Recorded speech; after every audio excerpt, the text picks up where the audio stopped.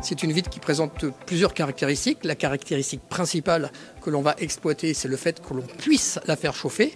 Et tout ça d'une manière totalement transparente. C'est-à-dire qu'on ne peut pas faire la différence entre ce vitrage qui chauffe et un vitrage ordinaire. Ce vitrage est équipé de toute technologie et savoir-faire en termes de conception. On va rajouter le retardateur d'effraction, puisque l'absolu n'existe pas.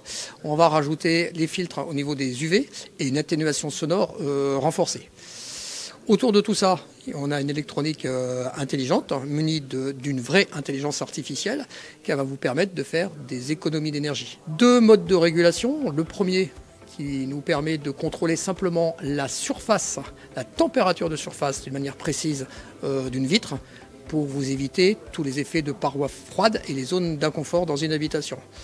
Deuxième chose et deuxième moyen de l'exploiter d'une manière dynamique, c'est le chauffage principal, pouvant remplacer ou être en complément d'un chauffage existant, pouvant remplacer votre chauffage dans une habitation si celle-ci est convenablement conçue. Auvergne Handap Entreprise accompagne la société Savelec et aussi sa société commerciale EUCG pour ce projet de vitrage chauffant depuis déjà plusieurs années.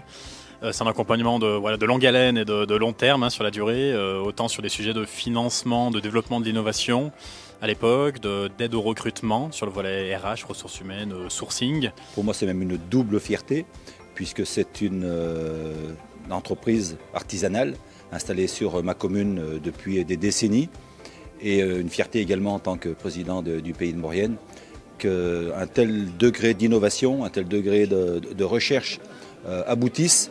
C'est tout un territoire sur lequel ça rejaillit, et c'est une grande fierté pour nous, élus de cette belle vallée de la Maurienne. Nous visons bien sûr toute l'Europe. Actuellement, il a été traduit dans un grand nombre de langues. Je crois que j'en ai affiché 12 pays. Principalement, bien sûr, les pays du Nord, mais on n'a pas oublié l'Espagne et l'Italie. Mais les pays comme la Finlande, la Norvège, la Suède, les Pays-Bas aussi, l'Allemagne, sont des pays très demandeurs de ce type de solution.